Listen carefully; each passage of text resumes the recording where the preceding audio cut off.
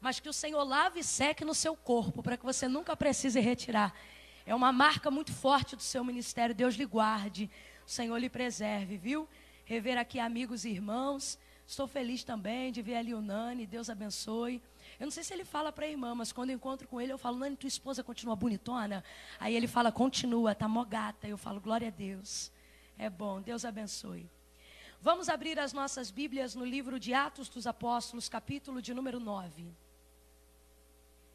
Atos dos Apóstolos, capítulo de número 9. Oh, aleluias. Glória a Deus. O Senhor, Ele, por bondade e misericórdia, me concedeu nessa noite uma palavra específica, uma palavra direcionada para essa noite, para os irmãos que estão aqui. E desde o período da tarde eu já estava ali com o Senhor em oração, pedindo que você viesse, pedindo que Ele te trouxesse, e pedindo que todas essas pessoas que estão hoje aqui ao alcance da nossa voz, prestando a Deus esse culto de adoração. E eu acho que esse culto está tão gostoso porque a gente está vendo que realmente é Deus que está sendo adorado aqui. E ali o Senhor compartilhava comigo enquanto eu orava essa palavra. E Ele me trouxe como uma enxurrada de informações. E você sabe que Deus está muito acima de nós.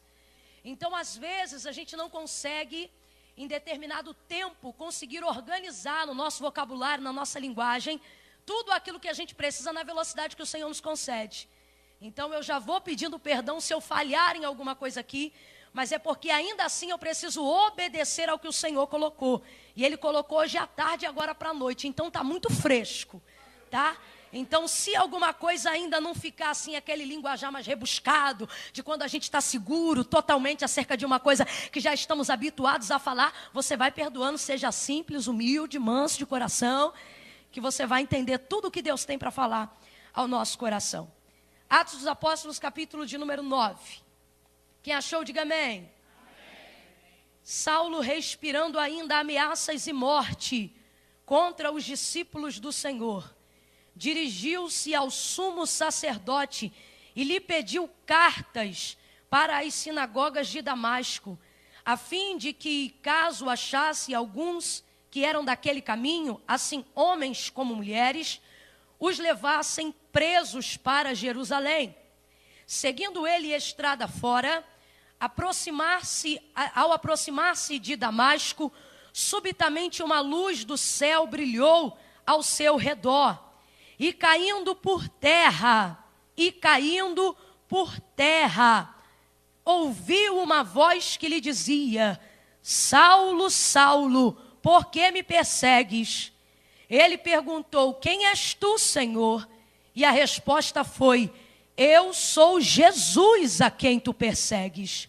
Mas levanta-te, entra na cidade, onde te dirão o que te convém fazer. Os seus companheiros de viagem pararam emudecidos, ouvindo uma voz, mas não vendo ninguém.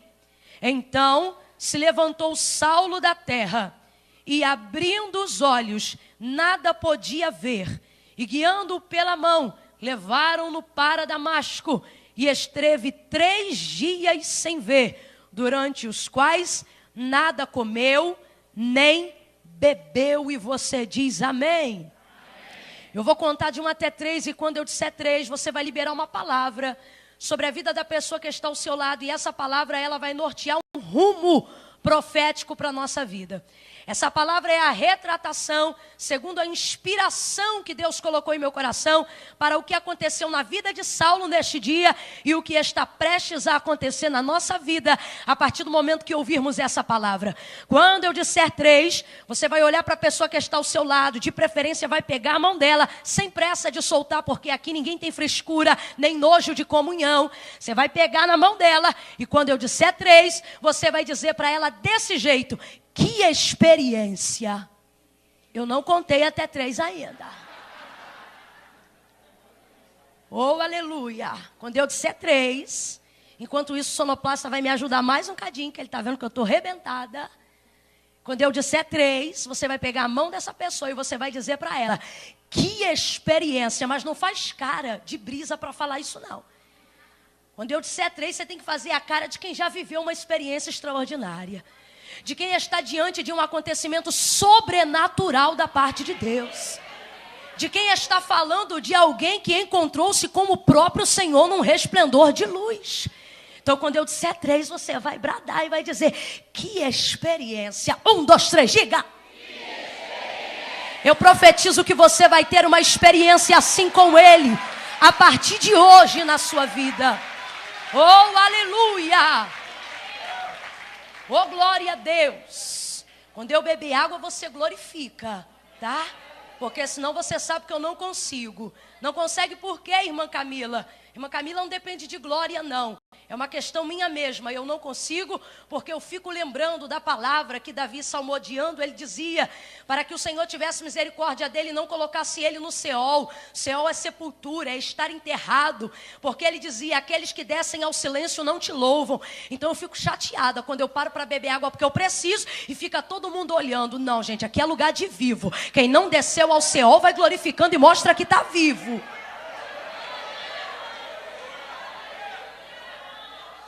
Mas também me irrita um cadinho, porque só deixa me beber um pouco. Aí não adianta nada, eu fico interrompendo o culto à toa. E culto é coisa séria. Deixa eu beber mais um pouquinho, mas deixa de verdade.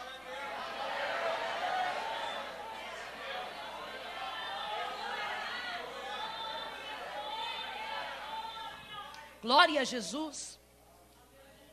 Oh, aleluia. Saulo está diante de uma experiência. E, sem dúvida nenhuma, foi a maior, mais marcante de todas que ele já pôde viver em toda a trajetória que ele fez quando realizava a obra do Senhor e anunciava o reino de Deus aqui na terra. E eu acredito que é justamente por isso que o Senhor me deu um tema para essa mensagem, e o tema é a experiência. Não é apenas uma experiência, mas a experiência, porque eu acredito piamente que ele está diante da maior experiência que um homem pode ter, que é encontrar-se com o Senhor Jesus. E agora, diante dessa experiência, a Bíblia diz que, respirando ainda ameaças de morte, ele vai se dirigir a Damasco, pedindo cartas ao sacerdote, antes disso, ao sumo sacerdote, para que, entrando ali em Damasco, procurasse ainda mais alguns. Não importava se eram homens ou se eram mulheres, se eram jovens, se eram mancebos, mas que ele procurasse mais alguns que participavam do que ele acreditava ser uma seita. Perceba então que, na verdade, Paulo está fazendo tudo aquilo que é errado quando persegue os cristãos, mas ele está fazendo isso entendendo que está fazendo a coisa certa. E ele está errando sinceramente, como eu aprendi com uma amiga. Às vezes a gente erra sinceramente, mas não é porque é sincero que deixa de ser um erro. Então ele está errado, mas ele vai procurando alguns que ele acreditam ser daquela seita. Mas aquele que escreve o livro do Atos vai colocar muito certo o caminho com C maiúsculo, mostrando que realmente não era uma seita, mas de fato era o caminho totalmente ligado à mensagem cristocêntrica que os apóstolos e os discípulos pregavam, cujo Jesus mesmo dizia que ele é o caminho, a verdade e a vida, e ninguém vem ao Pai se não for por ele. O que é uma experiência? O que é que Paulo está prestes a viver na sua vida? E eu vou chamar ele de Paulo, não repara não, e depois eu explico o porquê. O que é essa experiência que ele está vivendo na sua vida? Eu fiz questão de olhar no dicionário para ver bem de perto a definição literal de experiência. E o que eu observei na definição geral de experiência significa isso aqui, ó. Conhecimento adquirido através de todos os sentidos. A definição geral de experiência significa isso. Conhecimento adquirido através de todos os sentidos. Eu fui procurar que sentidos. Que sentidos são esses? São realmente todos os sentidos que fazem parte do ser humano. Audição, olfato, visão, tato, e é isso que a Bíblia está dizendo que Paulo está prestes a viver quando ele se encontra com Jesus. É uma experiência que vai dar para ele o conhecimento da verdade que ele precisa saber em Jesus, porque a Bíblia diz: conhecereis a verdade e a verdade vos libertará. Então está totalmente ligado ao conhecimento da verdade de quem é o Senhor. Você sabe que a Bíblia diz que o príncipe príncipe das trevas, cegou o entendimento de todos aqueles que estão nesse mundo, que jaz no maligno. Para quê? Para que eles não cheguem ao conhecimento, para que eles não tenham experiência com a verdade. Quem é a verdade? A verdade é o Senhor Jesus. É por isso que ele diz: olhai para mim todos os termos e vós sereis salvos. É por isso que naquele grande dia, quando estivermos arrebatados juntamente com a igreja e olharmos para ele, a Bíblia diz que não haverá mais nenhuma dúvida, todo questionamento será dissipado, porque assim como ele é, o veremos, e tudo que ele sabe, nós também saberemos. Está falando da sua totalidade, mas ainda antes disso, os céus querem compartilhar conosco parte dessa verdade, de tudo aquilo que enquanto aqui na terra estamos, precisamos saber para sermos libertos de todas as artimanhas do adversário. É por isso que vamos ver, através da palavra de Deus, falando sobre a obra do Filho de Deus na terra. Perceba como essa obra está envolta em luz. É por isso que Paulo não vai se encontrar com uma chama de fogo, como foi Moisés. É por isso que ele não vai se encontrar com o mar aberto, como foi Moisés. Não, ele vai se encontrar com o resplendor de luz. Está falando de um outro momento. O evangelho da graça e a ministração da graça fala de um tempo de uma nova experiência, e uma experiência a qual nenhum dos outros antigos viveram. É por isso que o autor da carta aos Hebreus vai dizer que aqueles que morreram na fé, e só usa exemplos do Antigo Testamento. Por quê? Para poder dizer que eles morreram na fé, aguardando a promessa. Creram, mas não receberam. E nós não. Nós temos a oportunidade de ver, de receber, de tomar posse. Está falando de uma experiência próxima com o Senhor Jesus. Quando eu falo de Jesus, volto a dizer, o caminho está totalmente associado a um resplendor de luz. É por isso que o Senhor se manifestou a Paulo num reflexo, num resplendor súbito de luz. A palavra vai dizer que ele quem? Jesus. Ele quem, gente? Enche a boca de alegria. Ele quem, gente?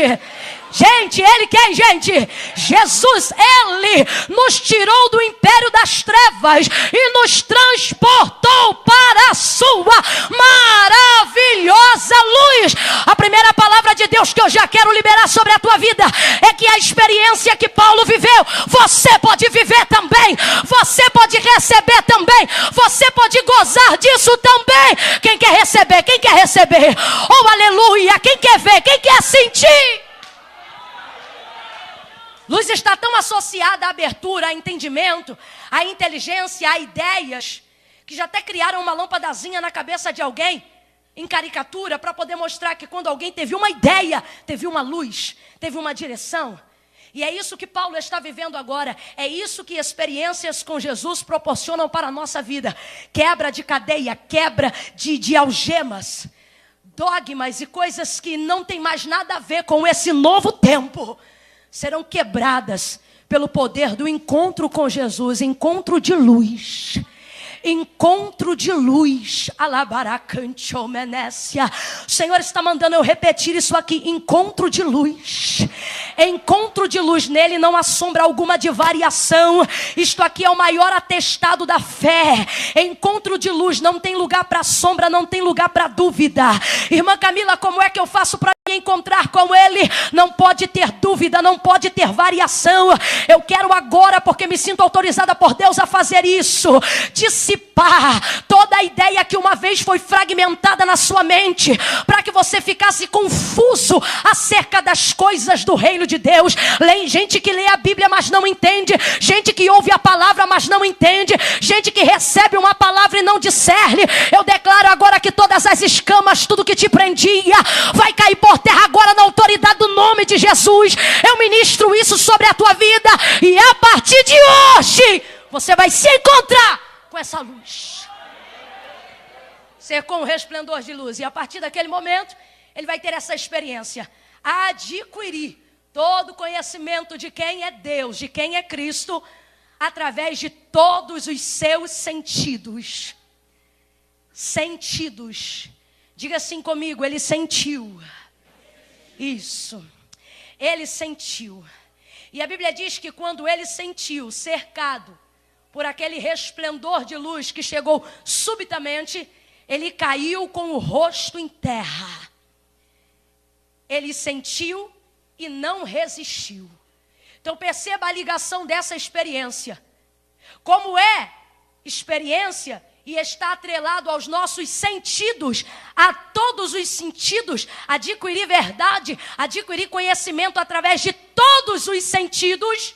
O que a Bíblia está dizendo através deste encontro é que diante do que Paulo sentiu, ele caiu com o rosto em terra. Por quê? Porque ele não resistiu. Diante daquilo que ele sentiu, ele não resistiu. E caiu com o rosto em terra. É interessante porque a gente já ouviu muito isso, né? Ele caiu do cavalo. Eu acho que eu também já devo ter falado isso. Mas na verdade não tem absolutamente cavalo nenhum dentro desse cenário. A Bíblia está dizendo que ele caiu com o rosto em terra. Ele poderia até estar em cima de um cavalo, mas ele também poderia estar a pé à entrada da cidade. O que a Bíblia está dizendo é que não importa de onde ele estava. O relato original está dizendo que ele caiu. Ele caiu. Caiu porque não resistiu. Quando eu olhei para isso aqui, eu disse, meu Deus, quem foi que o derrubou? E o Senhor falou comigo, veja aí se você encontra quem foi que o derrubou. Se eu te perguntasse aqui quem foi que derrubou ele, o que é que você me diria? Você não diria nada? Você diria Jesus, muito provavelmente. Assim como eu olhei e eu pensei, quem foi que derrubou ele? Eu pensei, foi o Jesus. E aí o Senhor falou comigo, procure aí a mão que o derrubou. Veja aí em que momento que eu o derrubei. Veja aí que horas que foi que eu o joguei no chão. Não há relato disso. O que a Bíblia diz é que simplesmente o cercou um resplendor de luz. Ele caiu em terra por quê, gente? Ele caiu sozinho porque ele não aguentou diante daquilo que ele sentiu. Então, se eu tivesse que dizer aqui, quem foi que jogou ele por terra? Ele mesmo caiu com suas convicções por terra, caiu com seu orgulho por terra, caiu com sua altivez por terra, caiu com sua resistência por terra, caiu com tudo aquilo que ele aprendeu por terra. Você sabe que diante de experiências muito fortes, às vezes o seu corpo não resiste àquilo que está acontecendo. Tem gente que desmaia, tem gente que precisa de um copo d'água, tem gente que senta, tem gente que tem problema no coração, tem gente que não está sujeito a sentir emoções muito fortes, porque sabe que isso resulta num comportamento corporal. Desmaia, cai, levanta, senta. Tem gente que tem ataque, por quê? Por causa daquilo que está sentindo diante de uma experiência. Agora escute o que eu vou lhe dizer, é muito forte, eu quero que você entenda isso, quando a Bíblia diz que ele caiu com o rosto em terra, porque eu não estou falando de alguém fraco diante de emoções fortes. Você sabe de onde esse camarada está vindo? Ele está vindo justamente do último encontro aterrorizador que ele fez. A Bíblia diz que Estevão, diante de todos, acaba de ser apedrejado. Gente, não é tiro não, é uma morte horrenda. É você ver pessoa desfacelando, nariz quebrando, sangue exposto. Detalhe, o camarada fica nu, tiraram as roupas dele, eles estavam totalmente possuídos. Se você ler o relato do capítulo 6 de Atos dos Apóstolos, você vai perceber que aqueles que acusavam e apedrejavam Estevão diante do Sinédrio estavam possuídos. Eles têm comportamento de possessão demoníaca, tapam o ouvido, gritam, rangem os dentes e partem para cima dele, apedreja sangue para tudo que é lado, rasga a roupa. E Paulo está onde? Está lá olhando, está lá vendo. Você acha que esse camarada cai com qualquer coisa? Olha a cena que ele está vendo, gente. Ele está ali, ele está participando do que está acontecendo. Ele é tão responsável por aquilo que está acontecendo.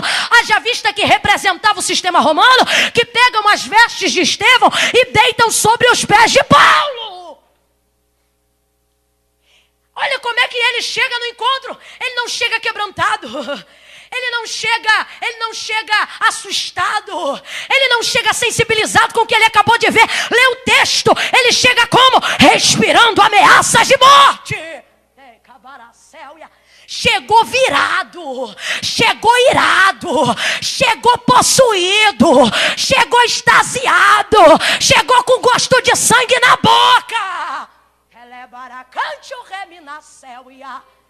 Mas a Bíblia diz que diante do que ele sentiu, caiu. Diante da totalidade do que ele sentiu, caiu. Por que as pessoas não resistem a esse nome que é sobre todo nome?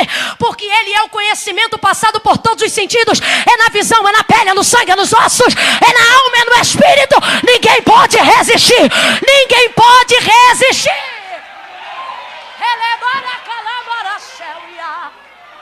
Não resistiu. Caiu. Caiu. Segunda verdade aplicada no texto para essa experiência. O que o Senhor está dizendo é que nenhuma de todas as experiências, por mais marcantes que tenham sido outrora, nenhuma delas está causando no corpo dele o efeito que essa causou agora. Levanta a mão porque eu vou profetizar. Eu declaro sobre a tua vida esta palavra. Levante a mão porque teve gente que não levantou. E quem não levanta é quem mais costuma precisar. Levante a sua mão aí. Eu declaro sobre a tua vida no poder dessa inerrante palavra que penetra coração e discerne juntas e medulas. Eu declaro sobre a tua vida que nenhuma de todas as experiências escabrosas, destruidoras, aniquiladoras que você viveu na sua vida se compararão à experiência que é encontrar-se com Jesus. Eu estou declarando que você vai se encontrar. Eu estou declarando que você vai ter com Ele uma experiência que vai reagir no seu corpo, vai reagir no seu estado, vai reagir nas suas intenções. Quem já começou a sentir vai adorando. Quem já começou a sentir vai glorificando. Aleluia. Sinta. Sinta. Sinta. Sinta. Sinta. Sinta nos seus poros, sinta na sua mente, sinta no seu coração, sinta na sua epiderme, sinta. Sabe por que pessoas vêm a culto adorar a Deus e têm dificuldade de sentir a sua presença? Porque elas entram como espectadores. E para que você sinta o ardor dessa experiência, é mais sentimento, ou seja, é mais abstrato do que algo concreto, porque é fé, é o Deus invisível. É por isso que às vezes, do nada, ninguém precisa pedir, a gente fecha o olho sozinho, porque a gente começa a sentir. É por isso que a gente não precisa de alguém dizendo, abre a boca e fala isso. A gente fala sem que ninguém mande, porque a gente começa a sentir. Chegou e caiu com o rosto em terra. Mas peraí, chegou respirando ameaças e morte. Chegou com as vestes de Estevão na bagagem. Chegou sujo de sangue. Chegou irado. Chegou com a mente manipulada. Chegou governado pelo sistema romano. Chegou com toda a educação e toda a criação da Sicília. O Tarso aplicado ao nome dele é para fazer referência que ele vem dentro de uma das maiores concorrentes educacionais da época. Ela disputava com Atenas e Alexandria, os maiores centros educacionais de filosofia e conhecimento daquela época. E agora ele vai chegar e diante daquilo que ele vai sentir, ele não vai resistir. E ele cai com o rosto em terra. Diante disso, o Senhor se apresenta para ele dando continuidade ao diálogo. E a palavra que o Senhor vai liberar para ele é: Saulo, Saulo, por que me persegues? Saulo, Saulo, por que me persegues? Eu achei muito interessante o Senhor chamá-lo de Saulo e não de Paulo. Porque, na verdade, Saulo está escrito no livro de Atos dos Apóstolos, porque está envolvido com todo o cristianismo e com tudo aquilo que aconteceu. Mas, na verdade, ele era conhecido pelos romanos para quem trabalhava, por quem estudava e para quem vivia, não como Saulo, mas sim como Paulo. E é muito interessante porque Jesus não chega chamando ele de Paulo, nome pelo qual ele era conhecido dentre os seus. Jesus chega chamando ele de Saulo, e há um significado para isso. Repete 2 vezes, todas as vezes que você vê Jesus repetindo o mesmo nome 2 vezes, ele está causando despertamento. O que é despertar? Despertar é um sacudir, é algo que ainda está sobre você, mas precisa ser sacudido para cair. Lembra quando ele chamou Marta? Ele não falou apenas uma vez: Marta, tu estás afadigada. Ele quis sacudir Marta, então ele disse: Marta, Marta, andas inquieta e afadigada. É despertamento despertamento. Lembra quando Pedro estava perto dele? Chamava de Pedro, mas quando estava no equívoco, no erro, o despertava dizendo: Simão, Simão, eu não sei qual é o seu nome, mas Deus me trouxe hoje aqui para te sacudir. Deus me trouxe hoje aqui para te dizer que esta experiência te faz passar por um sacode. Não fica achando que vai viver com Jesus e não vai ter sacode. Não fica achando que vai viver com Jesus e não vai ser chamado a atenção. Não fica achando que vai viver com Jesus e não pode ser confrontado. Não fica achando que vai viver com Jesus e pode ficar cheio de não me toque. Não fica achando que vai encontrar com Jesus e ele não pode te dar um sacode. Eu não sei qual é teu nome, mas hoje ele me trouxe aqui para dizer: tô te dando um sacode, porque a experiência comigo também tem despertamento. Pega na mão do teu irmão sem medo. Sem medo, sacode ele aí. Sacode ele aí. E diga para ele: receba despertamento. O encontro com Jesus é de sacudir.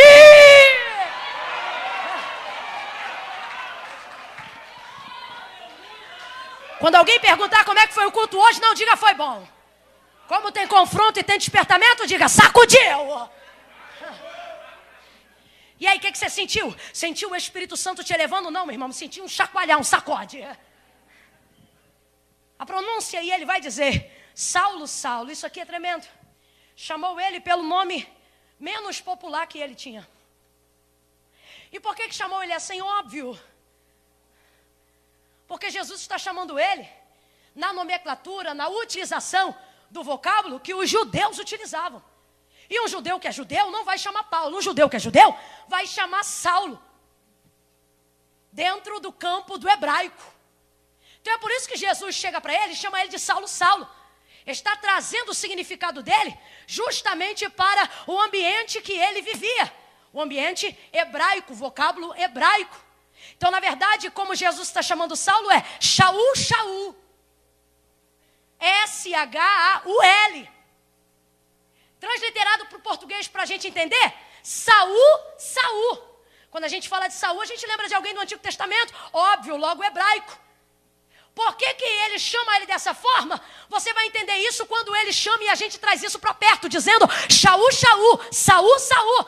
Lembra a que estava atrelado o nome de Saul na época e ao que ficou atrelado definitivamente depois disso? Depois que ele foi rei sobre todo Israel? Estava atrelado àquele que foi pedido a Deus. Por quê? Porque Deus não queria que Israel tivesse um rei. A Bíblia vai dizer que ele vai estabelecer um rei para Israel, porque Israel pedia para Deus, dizendo que queria um rei. Dá-nos um rei, dá-nos um rei, dá-nos um rei, dá-nos um rei. Qual foi o rei que Deus escolheu? Deus escolheu Saul. Aí você vai dizer: não, minha irmã, mas isso está errado, porque Deus não queria um rei. Não, ele não queria um rei, mas já que o povo pediu, ele mesmo selecionou o rei.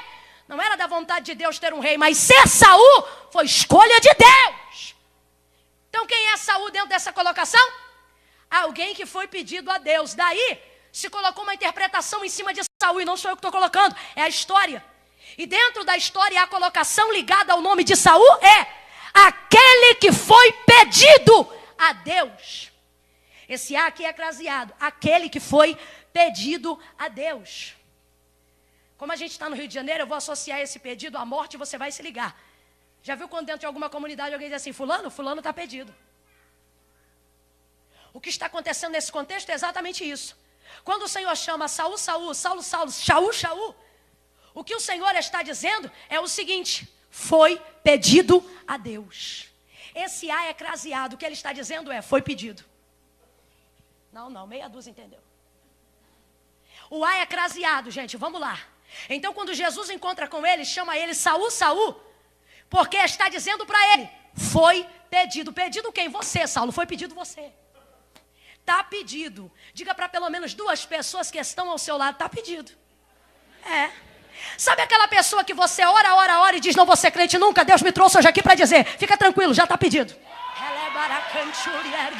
Sabe aquele seu filho que você diz: irmã, quanto mais eu jejuo, parece que mais rebelde ele fica? O Senhor está dizendo: está pedido para Deus, então descansa, porque quando eu chegar diante dele eu vou chegar. Vim porque já foi pedido. Saul, Saul, foi pedido, foi pedido. Pedido para quem? Pedido para Deus. Foi pedido. Pedido a Deus. por que é que ele não chama de Paulo? Aí a gente vai entender rapidinho aqui, ó. Paulo já era um nome conhecido dentro da cultura romana. Na verdade, era Paulus, como colocado dentro da cultura da época. P-A-U-L-L-U-S. Paulo, Paulus, que significa baixo, pequeno, diminuído.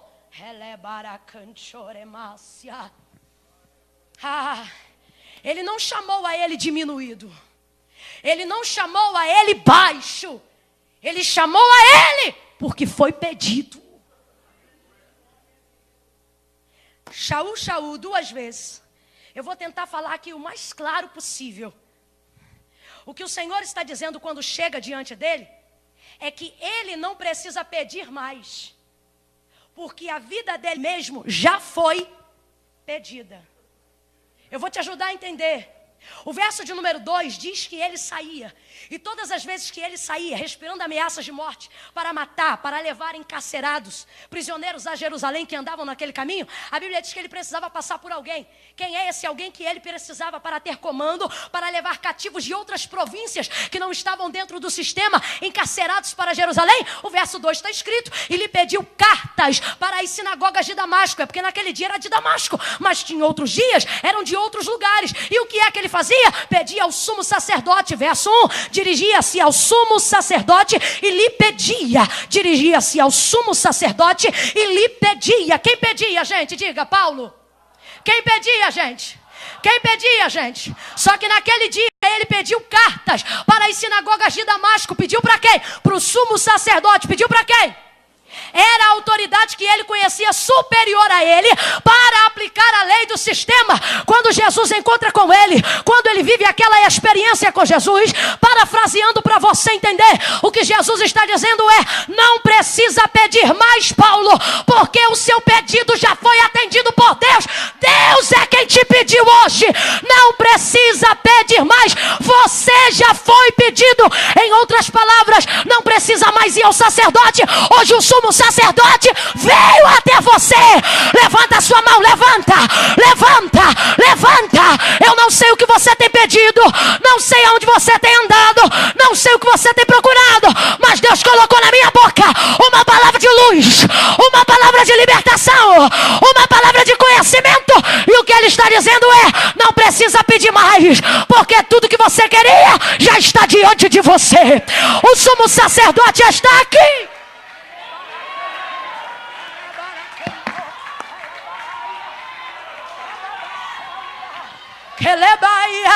Pega na mão de pelo menos 2 pessoas e diz: não precisa pedir mais. Não, diga: não precisa pedir mais. Olha no olho dessa pessoa, convence ela de uma verdade e diga: não precisa pedir mais.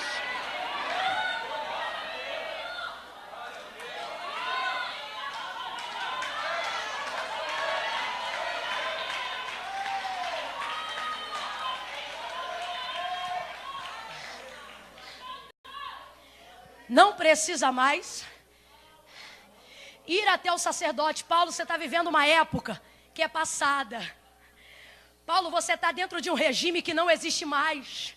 Eu vim te trazer o conhecimento da verdade. Você vive numa época onde ainda tinha que se chegar ao sumo sacerdote. O que Jesus está dizendo é: Paulo, acorda, já foi. Agora você não vai mais até a ele. Você quer falar com quem? Você quer falar com Deus? Então vem até mim. O sumo sacerdote sou eu. Ah, mas já que você não vem, não tem problema, porque eu já me destruí do trono da minha glória, a fim de que todo aquele que nele cresce recebesse o direito da vida eterna. Jesus vai chegando e o que ele está dizendo na experiência é: não precisa ir até lá, desfrute, eu vim até aqui. Ele está aqui, hein? Ele está aqui, hein? Ele está aqui, hein? Se eu fosse você, também botava o rosto em terra. Se eu fosse você, também se redimia. Aleluia! Aleluia! Vou repetir: não precisa mais pedir. Algumas pessoas aqui precisam ouvir de outra forma para que entendam. Não precisa mais ir lá. Algumas pessoas aqui precisam ouvir de outra forma para entenderem. Não precisam mais entrar naquele lugar. Algumas pessoas precisam ouvir de outra forma, para que cheguem à totalidade do conhecimento, da experiência. O que ele está dizendo é, não precisa mais usar aquilo. Não precisa mais visitar aquela casa. Não precisa mais descer e se arriar para tal e tal pessoa.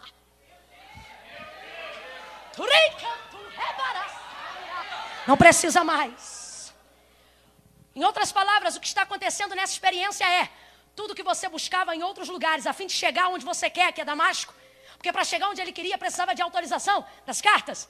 Então, o que está colocado para nós, o rumo profético, que norteia a nossa vida hoje através dessa experiência, é tudo que você procurava em outros lugares não carece mais. Porque já está diante de você.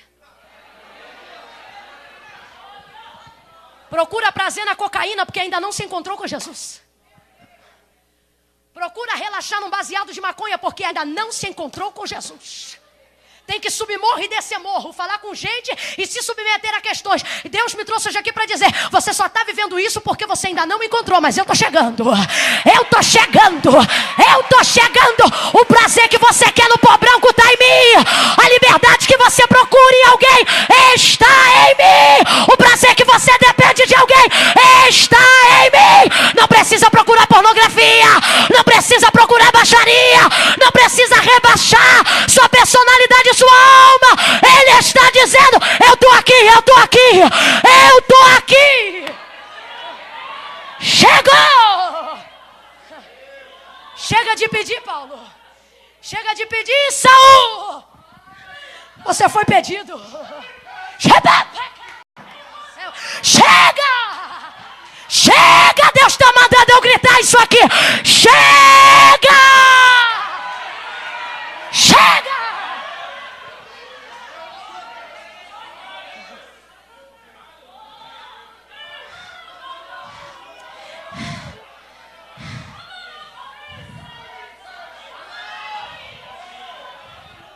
Chega. Por que Jesus era tão criticado pelo sistema de uma forma geral? Até dentro dos templos.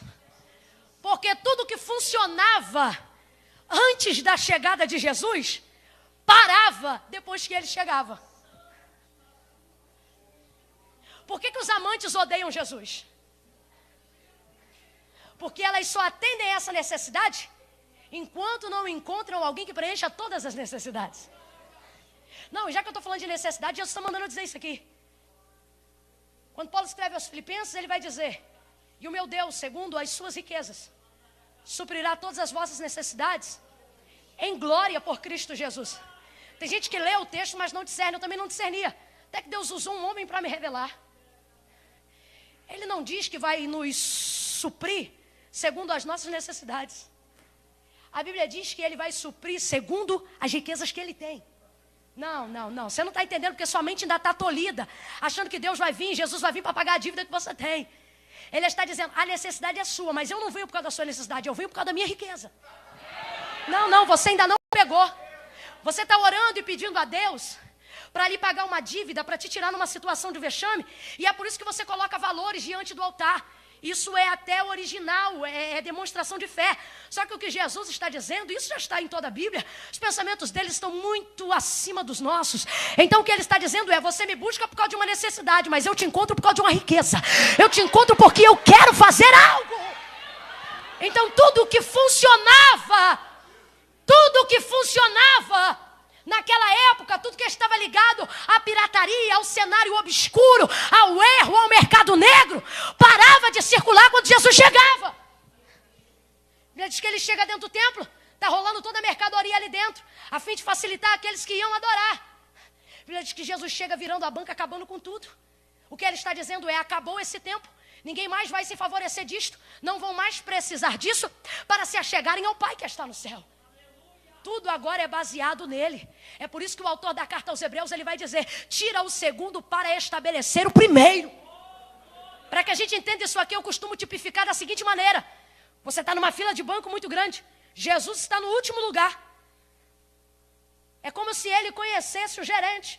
E você que faz isso sabe do que eu estou falando. Quando você conhece, você não fica na fila. Você passa todo mundo, vai lá, paga a conta, entrega, pega o boleto depois, quando chegar em casa, dependendo da intimidade que você tem com quem está entregando. E quem está na fila, irmão, fica irado, mas não fala nada, porque se conhecesse, fazia também. Quem é Jesus? Jesus é aquele que chega na ponta da fila. Tem Moisés, tem Abraão, só tem camarada de autoridade. Tem Moisés, tem Josué. Irmão, mas é gente, é patente alta. E ele está lá na ponta da fila. O que é esse? É Jesus. Ele corta todo mundo. Ele é assim com o gerente. Deixa a dívida lá. Só que ele tem uma diferença. Eu entro na fila e furo fila para pagar minha dívida. Ele não. Ele destrói a fila, porque ele entra e paga de todo mundo. Pode ir para casa, já está tudo pago. Já paguei a de todo mundo. Não, você não está entendendo. Jesus me trouxe hoje aqui para te dizer: esta experiência que você está tendo comigo vai acabar com a dívida, vai acabar com o mercado negro, vai destruir boca de fumo, vai acabar com pirataria. Ele está dizendo: eu vou chegar para prover.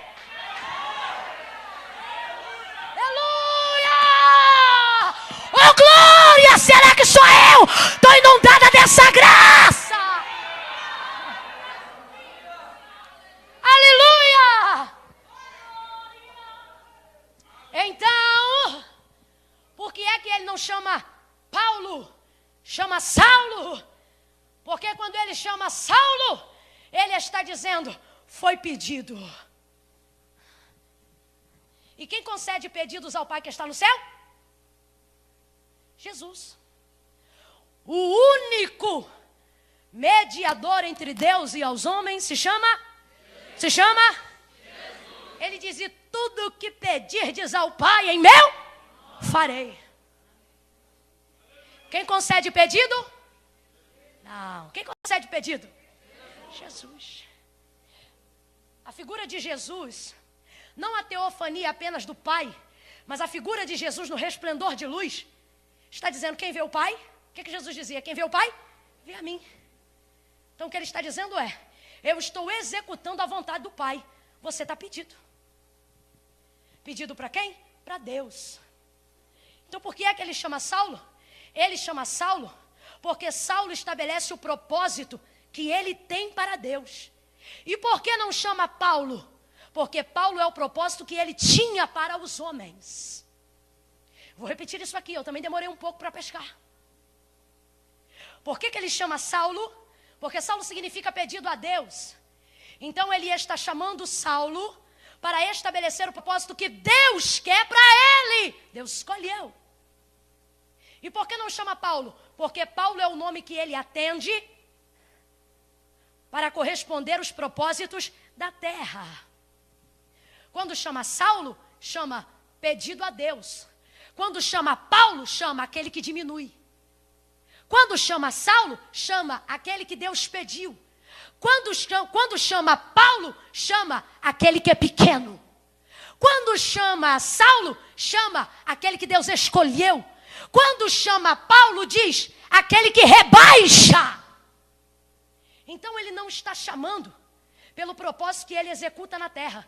Ele está chamando pelo propósito que Deus escolheu ele para executar na terra. Eu escrevi aqui para não esquecer. Eu escrevi assim, ó: porque é no que te diminuía que o nome do Senhor será glorificado. Eu escrevi aqui, ó: ele te chama pelo propósito que você tem, mas deixa te chamarem pelo propósito que você atendia. Por que eu estou dizendo isso? Porque Cristo, quando chama Paulo, chama ele de Saulo. Mas quando os homens chamam Paulo, chamam Saulo, chamam ele de Paulo. Você conhece mais Saulo por Saulo ou por Paulo? Você, quando vai pregar alguma coisa, você fica dizendo porque Saulo dizia, porque Saulo dizia? Não. Você diz o quê? Porque Paulo dizia. Porque você se lembra que a vida dele foi marcada pelo propósito que ele tinha. Por causa disso, a gente não chama Saulo. Por causa disso, a gente chama Paulo. Agora o Senhor Jesus está chamando ele de Saulo. Então eu escrevi para não esquecer. Ele disse assim para mim, ó: ele te chama pelo propósito que você tem, mas deixa os outros te chamarem pelo propósito que você tinha. Por que os outros não me chamam como Jesus me chama? Por que os outros não me veem como Jesus me vê? Por que não? Porque é no que me diminui, no que me diminuía, que o nome do Senhor foi glorificado.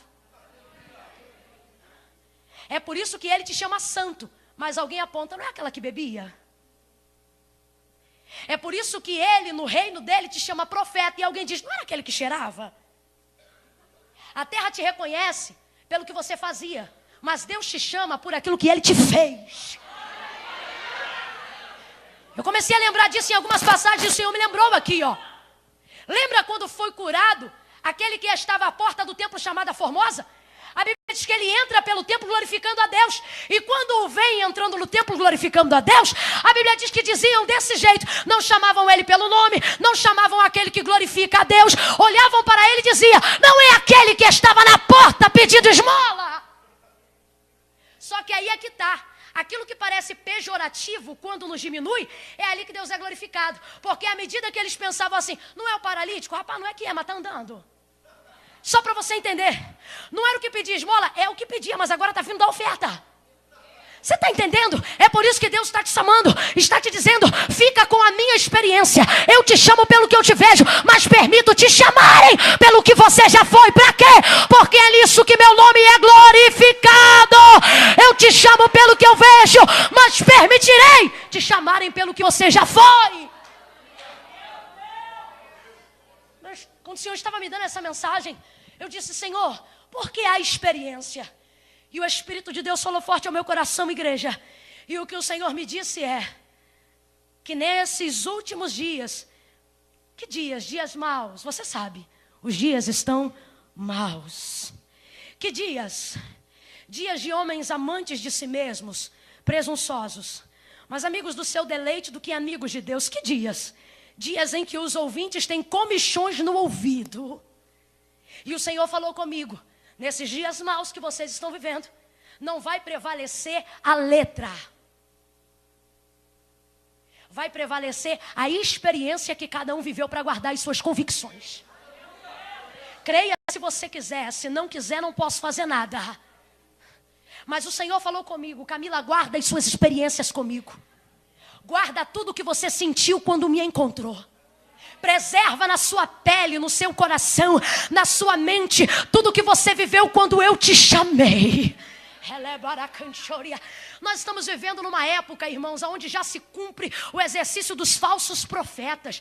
Você sabe que falso profeta não é o que professa mentira, é o que perverte a verdade. Em outras palavras, ele fala mentira tão bem elaborada que a gente pensa que é verdade. É aí que está o perigo. E o que ele está dizendo é, guarda a experiência, porque quem teve um encontro comigo, de certo terá uma experiência. Agora guarde, a experiência está aplicada em receber o conhecimento que eu recebi, através de todos os sentidos. O que o Senhor está dizendo é, sinta mais. Sinta mais, sinta mais, traga a lembrança dos sentidos e dos sentimentos que te aproximaram de Jesus todos os dias. Tem culto que você chega e não importa quem está cantando, quem está pregando, importa que você é envolvido por uma atmosfera de graça, onde você chora, você se quebranta, você se derrama, você sente o amor de Deus te envolvendo, o Espírito de Deus fala no teu coração e você pensa, nossa, hoje Deus está trabalhando muito. Não, você é que trouxe para perto os sentidos para compreenderem o que está acontecendo. E por que tem dia que você chega no culto e você não sente nada? Por quê? Porque você entrou distante dos sentimentos e da sensibilidade, da lembrança que ele te provoca.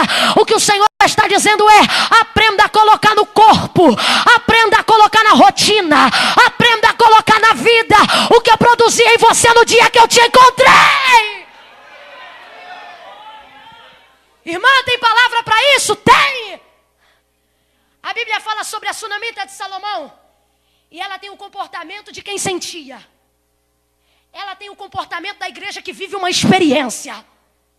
Ela tem o comportamento de quem trabalha com todos os sentidos do corpo.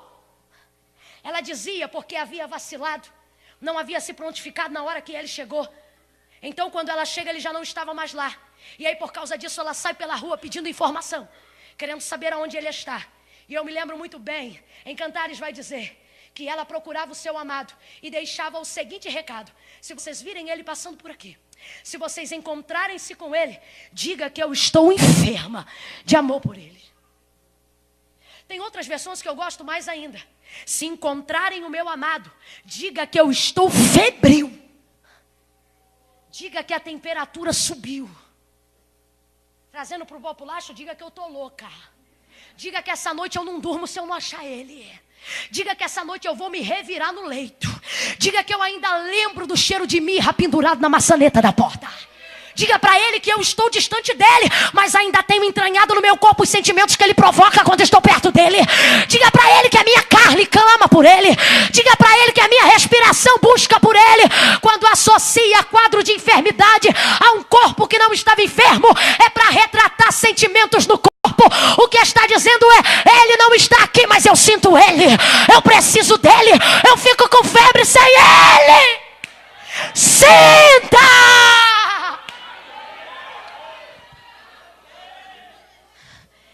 Essa experiência tem que te fazer sentir. Para quê, irmã Camila? Para que seu corpo fique enfermo também. Para que você fique febril também. Irmã, essa heresia? Não, é o Senhor dizendo: eu quero desestruturar o seu corpo com a minha presença. Caiu com o rosto em terra, viveu fortes emoções, mas nenhuma derrubou ele. E aquela que ele está vivendo agora, sucumbiu todas as outras. Aleluia. Guarde isso que eu estou lhe dizendo nessa noite. Preserve daqueles que já servem ao Senhor. Preserve as experiências, ou a experiência que você viveu quando se encontrou com Ele. Eu vou ter que dizer. Talvez você está aqui nessa noite e já sirva ao Senhor há algum tempo, mas não é conhecido de seu Senhor, porque você ainda não viveu uma.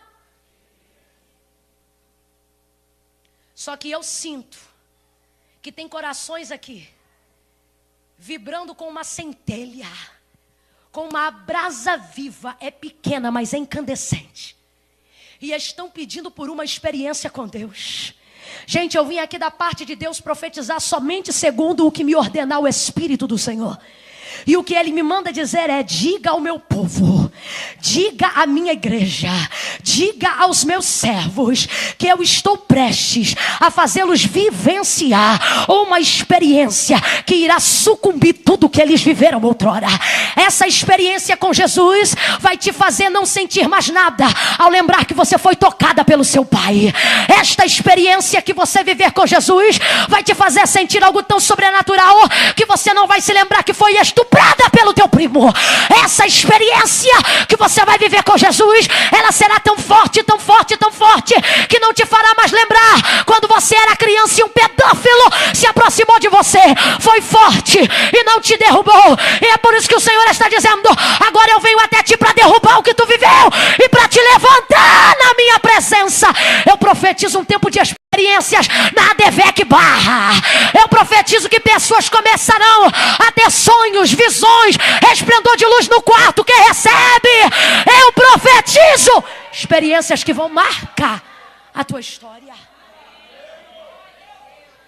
Para os que já viveram e vivem, guardem. Para os que não viveram ainda e viverão, preservem. Oh, labaracanchorelemassuia. Aleluia. Seja fiel a essa experiência. Verso de número 8 vai dizer: e chegou em Damasco. Chegou como, gente? A Bíblia diz que quando o resplendor de luz cercou ele, caiu com o rosto em terra e ficou cego. Aí a Bíblia vai dizer assim: seus amigos, os companheiros que estavam com ele, viram o resplendor, ou melhor, ouviram a voz, mas não viram nada. Há um outro texto que a gente chama de sinóptico, repetição de uma mensagem já falada, que vai dizer ao contrário. Vai dizer que eles viram, mas não ouviram. Mas nada disso importa. O que importa é que, independente de como foi colocado, há uma realidade presente no texto. Qual? Ninguém discerniu o que estava acontecendo. É por isso até que há uma troca nessa informação. Porque não se discerne o que foi ouvido e o que foi visto. Porque o Senhor para Paulo. O Senhor apareceu para quem, gente? O Senhor apareceu para ele, não apareceu para os outros. Foi por isso que o Senhor falou comigo: guarde a experiência que eu tiver com você. Guarde a experiência que você teve com Jesus. Porque pode ser que o que você viveu, outras pessoas não tenham vivido. E quando você tenta fazer com que o outro viva uma experiência que você já viveu, não dá certo. A falta de discernimento e troca de informação. O Senhor, Ele falou comigo, aprenda que depois de ter uma experiência e se encontrar com Ele, depois de se encontrar com Jesus e viver uma experiência com Ele, algumas pessoas que caminhavam com você não vão caminhar mais para frente. Por quê, irmã Camila? Porque Ele apareceu para você. Aprenda a discernir e a aguardar as suas experiências. Agora olhe para cá e eu termino. Por que a gente tem dificuldade de continuar caminhando na direção que a gente estava quando se encontrou com Ele? Haja vista que quem estava com a gente não quer seguir Ele, não quer entrar com Ele, não vê o que eu vi, não vive o que eu vivi. Porque a gente precisa de apoio para fazer o que a gente tem que fazer. E é aí que está o grande encontro. Seguir a Jesus e viver o que Ele tem para a gente é uma escolha e uma decisão pessoal. Aí vamos supor, você está aqui agora, talvez ainda não sirva a Jesus. Você sentiu. Enquanto Davi cantava, você sentiu. Quando o pastor Marcelo abriu o culto do coração, você já sentiu. Sentiu paz, sentiu alegria. Você sentiu um negócio bom e você sabe que era Deus. Eu estou pregando agora e você está sentindo que essa palavra é para o seu coração. Mas quando o culto acaba, você chega em casa ou com alguém que não viveu o que você viveu hoje aqui e compartilha o que você viveu, você até descreve para ele o que você viveu, mas você não consegue transferir para ele o que você sentiu. E diante apenas dos fatos e não dos sentidos, o outro diz assim, eu sei como é que é isso, pastor, é tudo igual. Igreja é tudo igual, mas igreja evangélica é assim mesmo, tem oferta, tem a palavra. E aquilo te abate, porque você pensa, ele não está entendendo, ele não está sentindo. E aí você quer apoio nele. Só que o que o Senhor está dizendo é, seja fiel ao que você sentiu. Está sentindo a graça de Deus aí? É você que está sentindo. Está sentindo o Espírito Santo te envolver aí? É você que está sentindo. Pare de querer que os outros sintam e vivam uma experiência que você está vivendo. O que o Senhor está dizendo é, se eu apareci para você, aproveita, sinta, goze. Seja fiel a esta visão, a esta realidade. Se você se sente bem quando você está aqui dentro, não importa o que dizem sobre você quando está lá fora. Lembre-se do que você sente quando está na presença dEle. Lembre-se do que você vive quando está diante dEle. E a Bíblia diz que entrou em Damasco. Olha para o teu irmão e diga para ele, chegou. Diga, chegou. Chegou, irmão, chegou. Chegou em Damasco, por quê que eu digo chegou? Porque a Bíblia diz que ele saiu da onde saiu e pegou cartas porque ele queria entrar onde? Damasco, ele queria entrar onde, gente? Aonde, gente? Queria entrar em Damasco. A Bíblia diz que ele entrou. Agora, entrou como ele imaginava que ia entrar? Ele entrou para prender e de repente entrou preso. Ele entrou como imaginava que ia entrar? Não entrou. Quando eu olhei para o texto, me saltou a revelação nos olhos. E o Senhor falou comigo, Camila, na experiência que você teve comigo, você vai chegar onde queria, só não vai ser do jeito que você projetou. Tem gente que está aqui que talvez não esteja crente. E acha que porque não ser crente, alguém vai rotular e achar que você não tem sonho ou não tem caráter. Não, isso não tem nada a ver. Tem gente que está aqui, que está tendo uma experiência com Jesus. E antes de se encontrar com Jesus, já tinha um sonho. Antes de se encontrar com Jesus, já tinha um propósito. Antes de se encontrar com Jesus, já tinha um plano, já tinha um alvo. E o que o Senhor está dizendo é, eu não vim me encontrar com você para destruir seus planos. Eu vim me encontrar com você para realizar seus planos, mas vai ser do jeito que eu quero. Você quer entrar em Damasco, Paulo? Você vai entrar. Você vai chegar, mas vai chegar por caminhos que eu, o Senhor, preparei para você. Vai chegar por uma trajetória que eu planejei para você. Levante a sua mão e escute o que eu vou lhe dizer, porque vai gravar na tua mão e no teu coração. O Senhor está dizendo, nesta experiência comigo você chega, mas chega como eu quero. Chega onde você quer, mas chega como eu planejei. A palavra do Senhor, ela vai dizer acerca dele mesmo. Eu sei que pensamentos tenho de vós, diz o Senhor. Pensamentos de paz e não de mal, para vos dar o fim a qual desejais. Bate na mão do teu irmão e diga para ele, você vai chegar no fim. Que fim, irmã Camila? O fim que você desejou, mas olha o texto. Eu sei que pensamentos tenho de vós, diz o Senhor, pensamentos de paz e não de mal, para vos dar o fim a qual desejais. Ele dá a garantia do fim, mas não diz como é que vai ser o caminho. Para te dar o fim, olha aqui para mim, olha para mim. Relaxa. Não adianta fazer pirraça, você me atribula pastor Djalma, mas a Deus ninguém atribula. Você vai chegar, é o que? Faculdade que você vai fazer? Você vai se formar. O que é que você quer fazer? Você quer construir família? Você vai construir família. O que é que você desejava antes de encontrar-se com Cristo? Ter uma casa, ter um carro? Eu não tenho dúvida que Ele tem poder de te dar. Só que não se assuste quando você começar a entrar em becos e em vielas de rua chamada direita.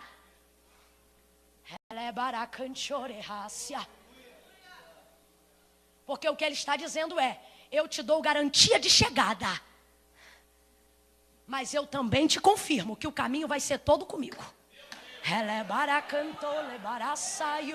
Lemanto queria lacando, relebaracebi daracancho, alamanto quebidama namassuda rebicanto ré, elemanta raplachobedere façu. O Senhor está dizendo: o que você quer? Você quer esse marido restaurado? Eu vou te dar ele restaurado, mas para de abrir a boca que nem uma mulher rixosa. Vai ser do meu jeito que eu vou restaurar ele. O que você quer? Você quer esse teu filho pregador? Vai ser pregador, mas para de querer dar uma coça nele por dia e amaldiçoar ele 3 vezes na semana. Você vai chegar onde quer, mas vai ser pelo meu caminho. Eu sou o caminho, Paulo. Eu sou o caminho. Você chega onde eu quero, mas é por mim, é do jeito que eu quero, é pela rua que eu quero, são com as pessoas que eu quero, com as amizades que eu quero. Quer se encontrar com ele e realizar um sonho? Com as amizades que você escolhe, não vai chegar em lugar nenhum. Quer realizar o sonho através dele? Usando dinheiro que não glorifica a Deus. O Senhor está dizendo: tu vai chegar, mas não é pegando dinheiro lá. É vivendo no caminho que eu quero. Paulo! Eu sou o caminho. E a Bíblia diz, e eu finalizo aqui. Depois disso, entrou, chegou como ele planejava, gente. Você acha que em algum momento ele imaginou que seria dessa forma? É por isso que você fica aí chorando, seu bobo. Você fica achando que por causa do caminho não vai chegar. Vai chegar. Só que você se assusta com a trajetória. Relaxa. O caminho está traçando tudo. Ele é o caminho. Por causa dessa experiência, ficou 3 dias. Quantos dias, gente? 3. Sem ver, sem comer, sem beber. Vou repetir. Sem ver, sem comer e sem beber. Uma corrente teológica vai causar um parafuso. Não comeu porque estava em jejum. Ficou cego por causa disso. Não fez assim por causa daquilo. Eu não vim falar sobre isso. O que eu vim falar foi o que o Senhor colocou no meu coração. Não há conjectura nenhuma para afirmar as motivações de Paulo para ficar 3 dias sem ver, sem comer e sem beber. Mas há uma conjectura natural. E quando eu digo que é conjectura, eu digo. Eu que estou falando. Dependendo da experiência que você vive com o Senhor, você vai viver o que eu já vivi, o que eu creio que esses homens já viveram. A ausência de necessidades físicas. Eu já vi gente ser tão cheia do poder de Deus, que quando um culto terminou, os obreiros tiveram que apagar a luz, porque o povo esqueceu da hora, e ficou falando em língua estranha a noite inteira, e Jesus foi batizando, foi renovando. E mais de 12 começaram a cair arrebatado, mas não era arrebatado em línguas, arrebatado em sentidos completos, tipo morto. E os obreiros precisavam colocar dentro da van.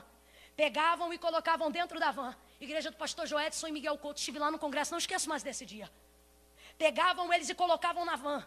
Mas eram várias vans. Pegaram 3 vans da igreja Kombi, quem tinha carro emprestou. E começou a pegar o povo e colocava, gente, como se fosse saco de cimento dentro do carro. Acorda, fulano, não acordava. Batia no rosto, dizia, levanta, fulano, não levantava. Chega ao poder, acabou e não acabava. Já vivi experiências como essa no monte. A minha tia, por exemplo, quando foi batizada com o Espírito Santo com fogo, ela falou 3 dias, língua estranha. E a gente queria que ela falasse português e ria dela, porque dizia bom dia, e ela abria a boca para dizer bom dia, não conseguia. Fala. E estava uma coisa tão forte que a gente já estava de chocarrice com ela.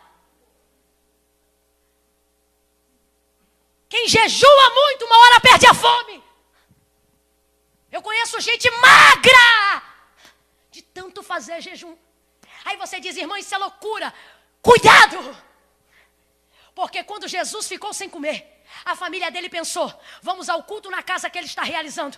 Pega ele pela mão e vamos trazer ele pela casa. E a Bíblia diz, porque seu pai e seus irmãos pensavam que ele tinha enlouquecido, porque jazia dias que não comia. Aí dizem, Jesus, tua mãe e teus irmãos estão na porta te chamando. A Bíblia diz que ele não foi. Por quê? Porque ele sabia, estão me chamando para me levar embora, porque pensam que eu estou louco. Aí ele diz, fala para eles que minha mãe e meus irmãos estão aqui dentro. Em outra oportunidade alguém diz, Jesus, coma. E ele vai dizer, a minha comida e a minha bebida é fazer a vontade do meu Pai que está no céu. Presta atenção, porque essa hora sua mente vai lutar contra essa realidade. A graça te libera, não para ser liberal. A graça te libera para que você seja livre a viver qualquer sacrifício que precisa fazer, a renunciar a qualquer coisa que precise renunciar. A graça é tão forte, que ela te dá direito de comer, mas também te dá direito de se abster de qualquer alimento para buscar a Deus. A graça é tão forte que se você se santificar, você ora. E se você não estiver no padrão de santidade que você se acostumou e orar, talvez seja ouvido também. Mas o que o Senhor está dizendo é, quem tem uma experiência comigo, ocorre com essa pessoa o que ocorreu com Paulo. Ocorre com essa pessoa o que ocorria com Jesus. Ocorre com essa pessoa o que ocorreu aos apóstolos. O quê? Essas pessoas são preenchidas de uma atmosfera tão sobrenatural, de um poder tão genuíno, que elas passam a se abster de necessidades físicas em prol de causas espirituais. Eu vim hoje aqui não como pregadora, porque como pregadora eu já tinha que ter entregado o microfone há 30 minutos atrás. Mas hoje eu estou aqui com uma mensagem Deus a pôr na minha boca. E o que Ele está dizendo para mim e para você é, coloque algumas coisas no seu corpo, na sua carne, em renúncia, a fim de que seu espírito seja cheio por Deus. Ausência de necessidade física. Agora presta atenção nisso aqui. Sabe por que meu jejum às vezes não dá certo? Porque eu quero deixar de comer para ser cheio. O Senhor está dizendo, você não vai conseguir deixar de comer para ser cheio. Só vai dar certo quando? Quando você for cheio, aí você vai deixar de comer. Eu faço assim, ó. Eu vou jejuar essa semana, meu irmão. Vou jejuar porque eu quero ficar cheia. Vou jejuar porque... Cadê o jejum? Não consigo. Agora, quando eu sou cheia, no outro dia eu não digo eu vou jejuar. No outro dia eu acordo jejuando. O Senhor está dizendo, primeiro tenha experiência comigo, depois execute o plano. Amém? Amém? Fique de pé do seu lugar em nome de Jesus. Oh, aleluias. Oh, aleluias. Fica ligado aí. Eu queria convidar a sair do lugar agora, me ouça bem, e vir ao altar de Deus nesse momento.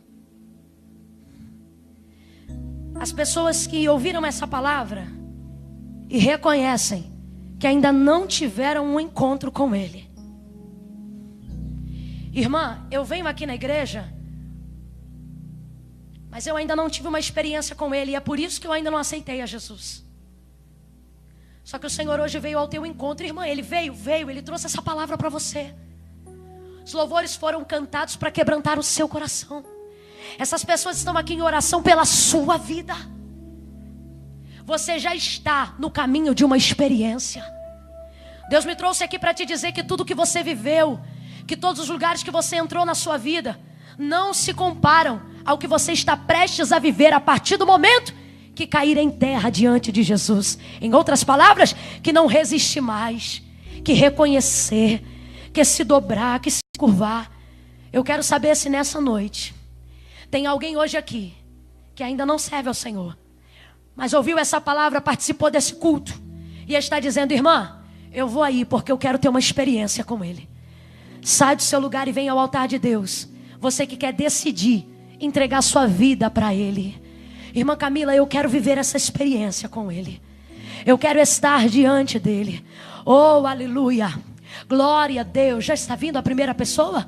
Aleluia, glória a Jesus. Aonde está a segunda pessoa? Eu quero a igreja orando agora. Há aqui uma segunda pessoa. Irmã, eu quero viver uma experiência. Eu não estou te chamando para jogar a sua vida no lixo. Eu estou te chamando para viver a realidade de uma vida com Jesus. Você vai chegar aonde você deseja, mas será pelo caminho que Ele determinar. Ele é o caminho. Aonde está a segunda pessoa? Eu estou aguardando no altar de Deus agora. Cadê a segunda pessoa? Irmã Camila, eu quero viver uma experiência com o Senhor. Sai do seu lugar agora. Oh Deus, chega de andar por aí pedindo. Chega de ser diminuído pela sociedade. Chega de descer as circunstâncias que te fazem ficar mal depois disso. Aleluia. Viva uma experiência. Uma experiência que vai valer a pena. A segunda pessoa está vindo, a igreja pode adorar. Oh, aleluia.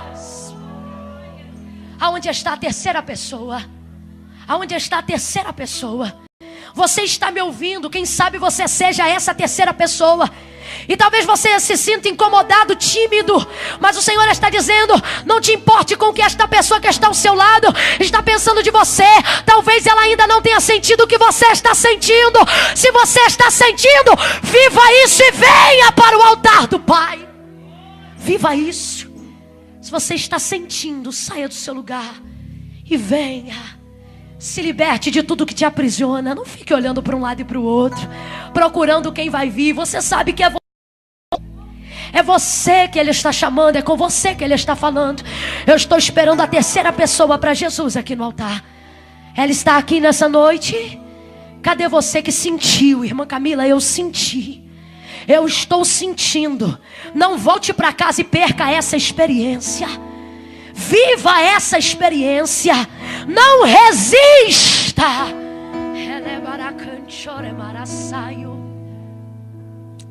Aleluia. Levante a sua mão ao céu.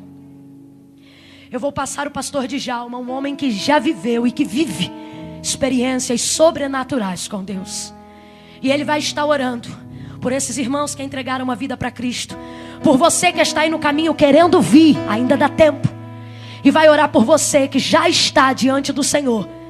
Aleluia.